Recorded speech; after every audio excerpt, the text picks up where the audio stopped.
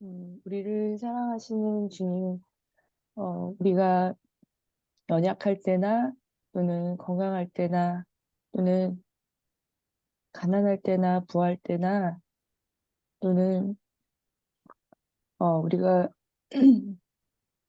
힘들 때에도 항상 우리를 사랑하시고 우리를 최선의 길로 인도해 주시는 주님께 감사와 찬양을 드립니다. 아버지, 오늘 우리가 주님의 말씀 앞에 나왔습니다. 주님, 주님께서 우리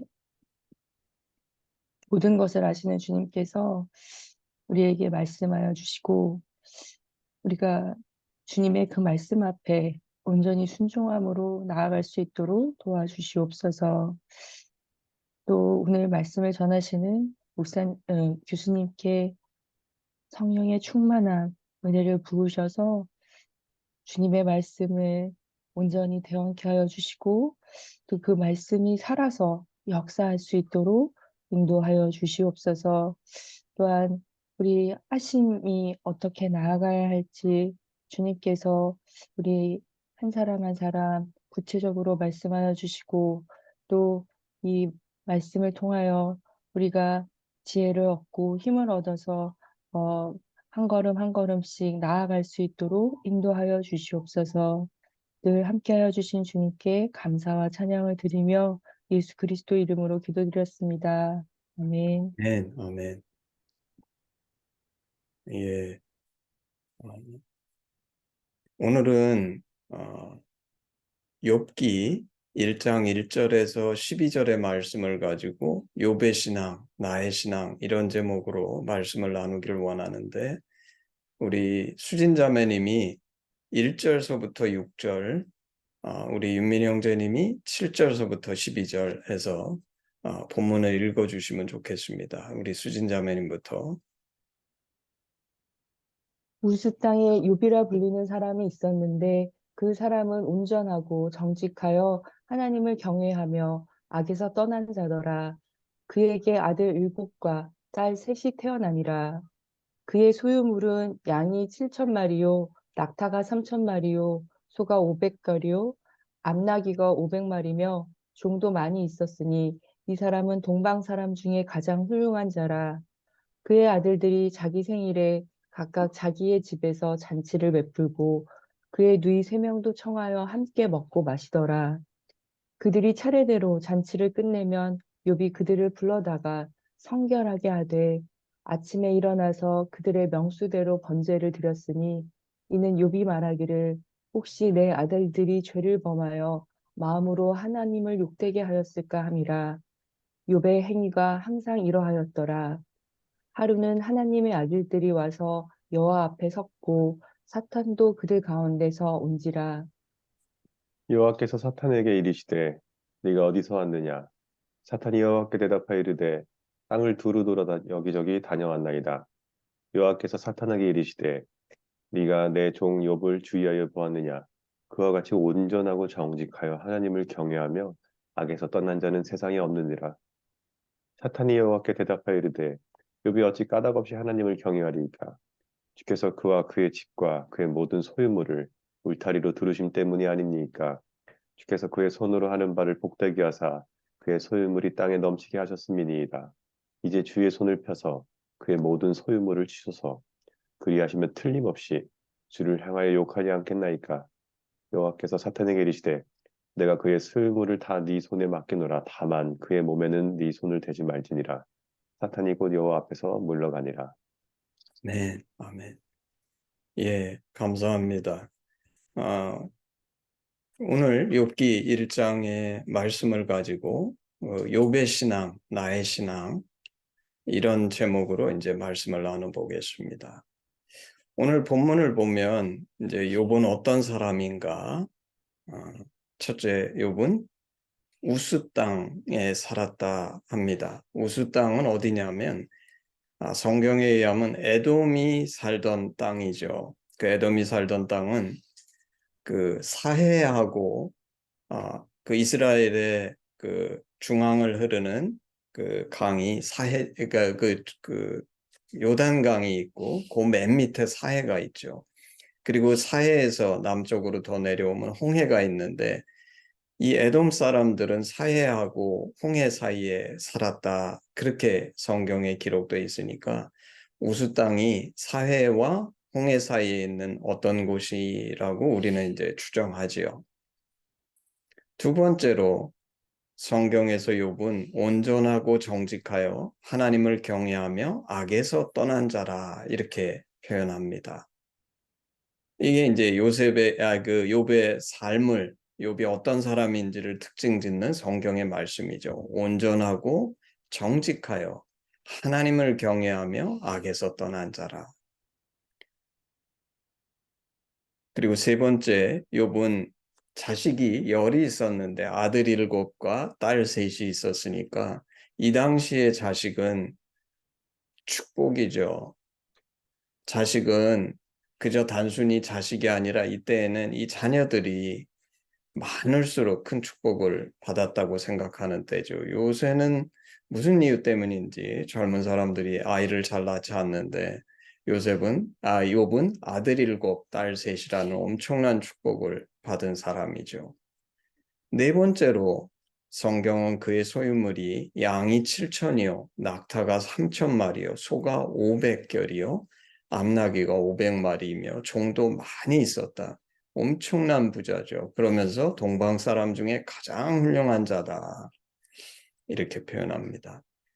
다섯 번째, 그의 아들들에 대한 얘기가 있는데 그의 아들들이 자기 생일에 각각 자기 집에서 잔치를 베풀고 그의 누이 3명도 청하여 함께 먹고 마시더라. 뭐 단순히 생일날 잔치에서 같이 먹고 마셨다 이렇게 볼 수도 있겠지만 이 내용을 쳐다보게 되면 사실 이제 부모의 입장에서는 자식이 많아도 그 자식들이 싸우고 형제간의 우애가 없고 그러면 부모는 불행하죠. 근데 이 욥의 자식들은 형제간 우애가 깊은 것 같아요. 생일 때가 되면 자기 생일에 잔치를 베풀고 그 형제들을 다 초청해가지고 함께 먹고 마셨다. 이 말은 욥이 자식의 숫자만 많은 것이 아니라 이 자식들을 아주 잘 키웠고 그 자식들도 형제 간의 우애가 깊은 그런 자식들인 것을 볼 수 있습니다. 그리고 마지막으로 욥에 대해서 그들이 차례대로 잔치를 끝내면 욥이 그들을 불러다가 성결하게 하되 아침에 일어나서 그들의 명수대로 번제를 드렸으니 이는 욥이 말하기를 혹시 내 아들들이 죄를 범하여 마음으로 하나님을 욕되게 하였을까 함이라. 욥의 행위가 항상 이러하였더라. 이렇게 기술되어 있습니다. 여기서 나타나는 욥의 성격은 매우 신중하고 부지런하죠. 왜냐하면 자기가 진 죄도 아닌데 그리고 사실 죄를 지었는지도 몰라요. 내용이 꼭 있어서가 아니라 얼마나 철저하냐면 매우 신중하고 부지런하고 그리고 이렇게까지 할 수 있는 거는 게을러서는 못하죠. 부지런해야 되고 그리고 겸손해야 됩니다. 아유 우리 아이들 잘 키웠는데 걔네가 무슨 죄를 짓겠어. 이게 아니라 너무나 겸손하고 철저하지요. 그래서 미리미리 문제에 대비해서 율법을 확실하게 믿었던 사람인 것을 우리는 이 성경을 통해 볼 수 있습니다. 그런 욥에게 6절에 보면 이렇게 써 있죠. 하루는 하나님의 아들들이 와서 여호와 앞에 섰고 사탄도 그들 가운데 온지라. 여기는 번역을 하나님의 아들들이라고 했는데 사실 천사들이라고 하는 게 더 적절할지 모르겠어요. 어떤 성경은 그냥 천사들이라고 번역합니다. 근데 여기에는 이 번역에는 하나님의 아들들이라고 번역이 되어 있는 거죠.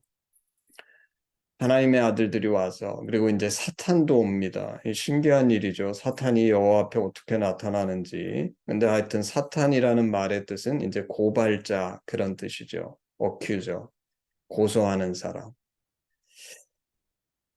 그리고 여호와께서 사탄한테 뭐라 그러시냐면 네가 내 종 욥을 주의하여 보았느냐.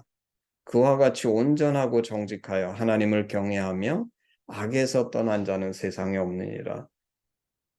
욥처럼 그렇게 온전, 정직, 하나님을 경외 악에서 떠난다는 것에 있어서는 정말 세계 최고로 인정받은 거죠. 이게 이제 하나님의 욥에 대해서 인정해 주시는 그 욥의 위대함입니다. 그랬더니 이제 9절서부터 11절에 사단이 뭐라 그러냐면 하나님께 욥이 어찌 까닭없이 하나님을 경외하리이까?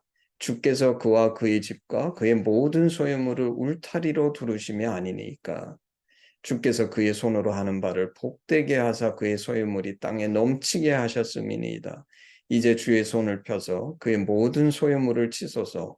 그리하시면 틀림없이 주를 향하여 욕하지 않겠나이까? 아까 제가 사탄의 뜻이 뭐라 그랬죠? 고소자라 그랬잖아요. 욥을 고소하는 거죠. 아, 욥이 뭐 하나님 그렇게 말씀하시는 것처럼 온전하고 정직하고 하나님 경외하고 악에서 떠난 이유는 하나님 복 주시기 때문이죠. 라고 고소하는 겁니다. 그러면서 욥이 뭐라고 얘기하느냐면 그 사탄이 뭐라고 얘기하냐면 복을 없애버리면 욥은 주님을 경외하지 않고 주를 향해 욕을 할 겁니다. 이게 이제 사탄이 고소한 내용이죠. 그리고 그 결과로 오늘 읽지는 않았지만 욥은 사탄의 저주대로 자식과 재물을 모두 잃어버리게 되고 심지어 온몸에 악창이 나서 극한의 고통을 겪게 되죠. 여러분은 이 욥의 이야기를 듣고 어떻게 느끼시나요? 어떤 이는 두려움이 첫 번째일지 모르겠어요. 나도 이런 일을 겪을까 봐 두려워하는 사람이 있을지 모르겠어요. 아마 소위 뭐 안 믿는 사람들은 성경의 이야기에 관심이 없으니까 전혀 신경 쓰지 않을 테고 믿는다고 하는 사람 중에 이런 사람이 많이 있지 않을까 싶습니다. 두 번째 반응은 의아함이죠. 어? 나는 두렵기까지는 안 하는데 이상하다. 왜 하나님 이렇게 잘 믿는 욥이 이런 일을 당해야 하나? 의아해하는 사람이 있을지 모르겠어요. 특히 오늘 일은 사탄이 혼자 한 게 아니라 하나님의 허락을 받고 한 거거든요. 그러니까 의아해 할지 모르겠어요. 그리고 어떤 이는 이런 사람은 그렇게 많지는 않을 것 같은데 이미 욥의 이야기를 잘 이해할 뿐만 아니라 이야기를 보면서도 조금 더 흔들리지 않고 하나님을 향한 사랑과 진심이 더 분명해지는 사람이 있을지 모르겠습니다. 여러분은 어떤 사람입니까?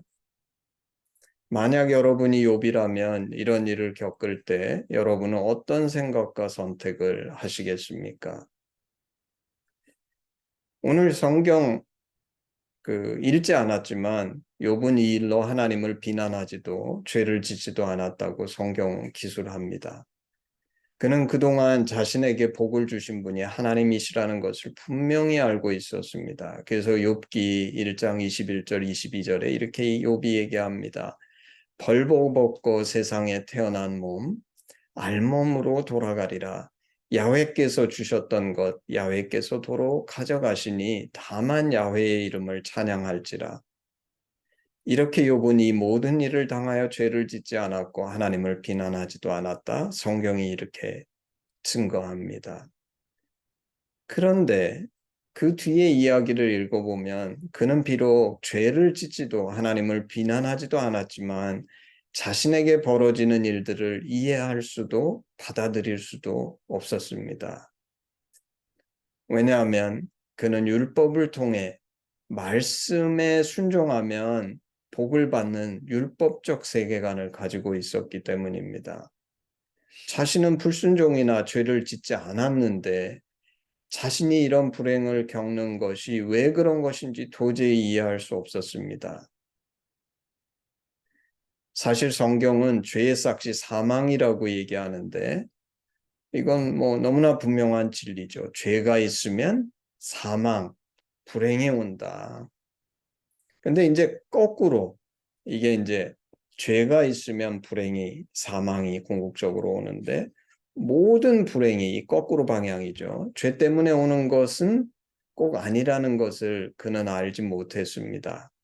사실 예수님을 보면 이것이 더욱 분명하지요. 주님은 아무 죄도 없었는데 말할 수 없는 불행, 고난을 당하셨잖아요. 그런데 욥의 세계관은 말씀에 순종하고 하나님을 경외함으로 복을 누리는 세계관인데 자신이 죄를 짓거나 불순종하지 않았는데 이런 고난이 일어나는 것을 이해할 수 없었습니다. 더더군다나 본문에 보면 오늘 일은 하나님께서 허락하셨기 때문에 사탄이 욥을 공격한 것인데 그러면 도대체 하나님은 왜 이렇게 순전한 욥을 사탄이 공격하도록 허락하신 것일까? 아마 오늘날 많은 그리스도인들이 이 질문을 할 것입니다.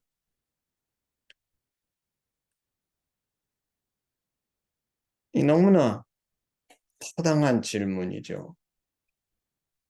오늘 사탄의 고소의 내용을 보게 되면 사탄은 욥의 신앙이 참 신앙이 아니라 보리떡 신앙이라고 고소하고 있는 것입니다.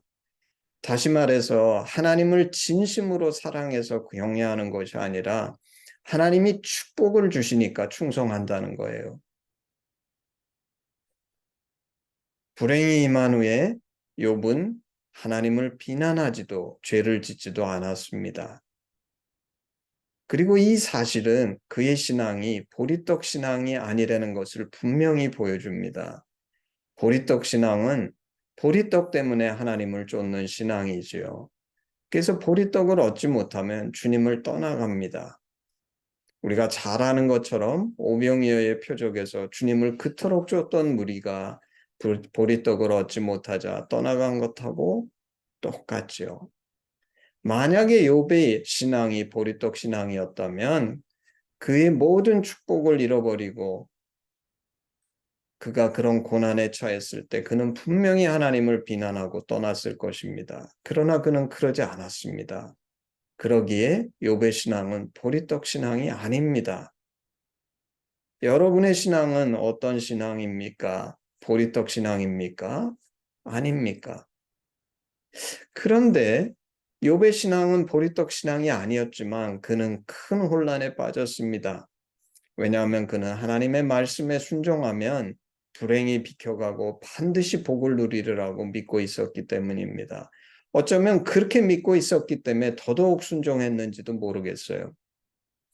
그래서 하나님을 저주하지는 않았지만 자신과 자신의 삶을 저주합니다. 그가 혼란에 빠진 사실을 보면서 그의 신앙이 비록 보리떡 신앙은 아니지만 율법적 신앙관을 갖고 있는 것을 보게 됩니다. 동시에 그와 하나님과의 관계는 인격적인 사랑의 관계성이라기보다는 율법에 순종하면 복을 얻게 되는 그런 계약에 기초한 타인의 관계성이라는 것을 우리는 보게 됩니다.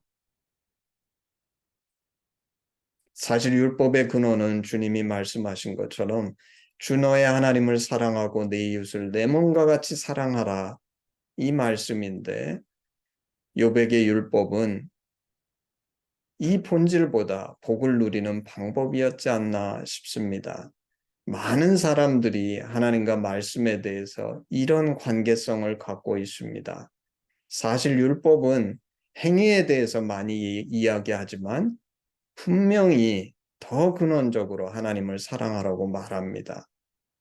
그런데 우리는 보통 치우쳐서 복에 관심이 많기 때문에 이런 근본은 잊어버리고 순종해서 복을 누리라는 말씀이라고만 치우쳐서 받아들이는 경우가 너무도 많은 것입니다. 아마도 하나님께서 욥에게 이런 불행을 허락하시는 이유는 사랑하는 자의 진심을 분명하게 알게 하시고 욥과 당신이 타인인 그런 계약 관계가 아니라 인생이 겪는 어떤 상황에서도 넉넉하게 이기는 아버지와 아들의 그런 참 관계성을 원하셔서가 아닐까 싶습니다. 이 일을 통해서 욥은 하나님을 진정으로 만나게 되죠, 나중에. 그리고 자신의 어리석음과 한계를 회개하고 하나님을 알게 될 뿐 아니라 진심으로 사랑하는 관계로 나아가서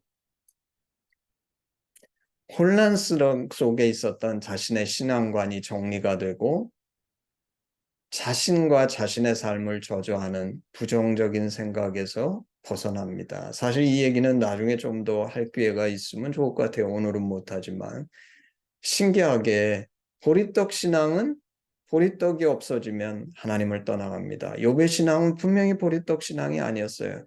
보리떡이 없어졌지만 하나님을 떠나가지 않았죠.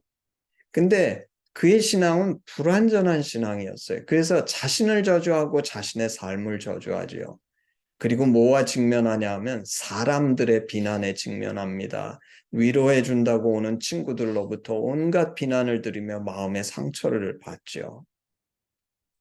그러나 오늘 하나님께서 이 일을 허락하신 진정한 하나님과의 사랑의 관계성이 있다면 이 관계성은 우리를 이 모든 문제로부터 구원하신다는 것입니다. 그래서 하나님께서 이런 시험을 욥에게 허락하신 것이죠. 당신과 하나님의 관계는 어떻습니까? 욥처럼 율법적으로 그분께 순종해서 복을 누리는, 사실 그분이 누구신지 우리 하신 말로는 하나님의 심정에는 별로 관심이 없고 내가 원하는 것을 얻기 위해 순종하는 그런 틀에 박힌 계약 관계입니까? 아마도 많은 사람들이 이런 관계조차에도 이르지 못하고 늘 죄를 지으면서 하나님을 멀리 두고 그저 내가 원하는 대로 주변을 기웃거리는 탕자의 삶을 살기도 하죠. 반면에 어떤 이는 정말 주님이 누구신지 알아서 진심으로 그분을 사랑하고 그분이 좋아서 그분을 섬기는 아바 아버지의 관계성을 누리는 사람도 더러 우리 주변에 있습니다. 성경을 보면 욥은 온전하고 정직하여 하나님을 경외하며 악에서 떠난 자 이렇게 표현되어 있죠. 반면에 우리가 잘 아는 것처럼 신약의 사도 요한은 사랑하시는 자. 거기에는 뭐 얼마나 요한이 말씀을 잘 지켰는지 뭐 악에서 떠났는지 이런 얘기는 한마디도 없습니다. 주님이 사랑하시는 자. 그 관계성으로 요한 사도는 그 정체성이 정의가 돼 있죠. 구약에도 다윗은 하나님께서 뭐라 그러셨냐면 내 마음에 합한 사람 이렇게 딱 말씀하셨어요. 욥처럼 순전하고 정직해서 하나님을 경외하며 악에서 떠난 자 이거는 어떤 면에서 굉장히 감정이나 주관성이 개입되지 않은 그냥 객관적인 얘기인데 내 마음에 합한 사람은 훨씬 더 퍼스널 스테이트먼트죠. 내 마음에 합한 사람, 다윗은 하나님께서 이렇게 표현하십니다. 우리가 아는 것처럼 욥은 이 모든 고난을 겪은 후에 욥기 42장 5절에 내가 주께 대하여 귀로 듣기만 하였었더니 이제는 눈으로 주를 배움나이다라고 고백합니다. 이 고백은 그가 율법적인 사람에서 은혜와 복음의 사람으로 변화된 것을 보여주는 것이라고 저는 생각합니다. 우리 하심이 강조하는 것처럼 보리떡, 다시 말해서 축복을 얻고자 그분을 쫓는 것이 아니라 하나님의 심정을 진정으로 알아 그분과 교제하고 그분을 사랑하는 그런 성숙하고 진심이 있는 그런 관계성이 되어야 하겠지요. 모쪼록 오늘 말씀을 통해 하나님과 이런 깊은 관계성의 축복을 누리는 여러분이 모두 되시기를 주님의 이름으로 간절히 축복합니다. 아멘, 아멘. 예, 우리 관신 찬양하겠습니다. 1절만 하겠습니다. 내게 있는 모든 것을 아낌없이 드리네. 사랑하고 의지하며 주만 따라 살리라. 주께 드리네. 주께 드리네. 사랑하는 구주 앞에 모두 드리네. 아멘. 기도하겠습니다. 사랑의 하나님, 감사합니다. 우리는 이 땅을 살며 정말 욥처럼 편안하고 복을 누리고 많이 가진 인생을 소망하지만 그 모든 것보다 가치 있는 것은 하나님의 진심이 무엇인지 알아 그 하나님과 온전한 바른 관계를 갖는 것임을 욥기는 우리에게 분명하게 가르쳐 줍니다. 욥이 고난을 받기 전에는 정말 복이 있고 내 모든 것이 평안할 때에만 그 마음에 진정한 평안이 있는 그런 얄팍한 신앙이었지만 욥이 고난을 통해 나온 후에는 어떤 일을 겪을지라도 이 하나님과의 이 깊은 관계성이 흔들리지 아니하고 비록 내가 이 땅에서 주를 위해 심지어 십자가를 지고 고난을 당할지라도 그 심령 가운데 있는 진정한 구원과 평안이 흔들리지 않는 정금 같은 믿음으로 나온 것을 저희는 믿습니다. 하나님 우리 하심에게 이런 믿음을 주셔서 이 땅을 살며 내가 소원하고 바라는 것이 이 땅의 평안과 안위가 아니라 정말 하나님과 이 바른 관계를 가져서 이 하나님이 누구신지 알고 이 하나님을 진심으로 사랑함으로 주를 위해 주께서 주시는 그 놀라운 은혜와 축복도 누리지만 주를 위해 기꺼이 고난도 감당하는 우리 하심이 될 수 있도록 하나님께서 축복하시고 함께 하셔서 이 하늘의 은혜는 이 땅의 어떤 것과도 비교할 수 없음을 증거하고 고백하는 하심이 되게 하나님 축복하여 주시옵소서. 감사드리며 예수님의 이름으로 기도합니다. 아멘. 예, 헌신 기도문으로 예배를 마치겠습니다. 아버지, 예수님의 죽으심과 부활하심으로 우리를 향한 당신의 사랑을 확증하시고 예수 안에 성령으로 당신과 하나 되게 하시니 감사합니다. 고아오니 우리 공동체가 당신 안에 더욱 하나 되게 하시고 우리를 온전케 하사 대한민국과 열방 가운데 당신의 심정이 더욱 증거되게 하시옵소서. 나라와 권세와 영광이 아버지께 영원히 있사옵나이다. 아멘. 아멘. 예, 우리 예배를 마쳤습니다.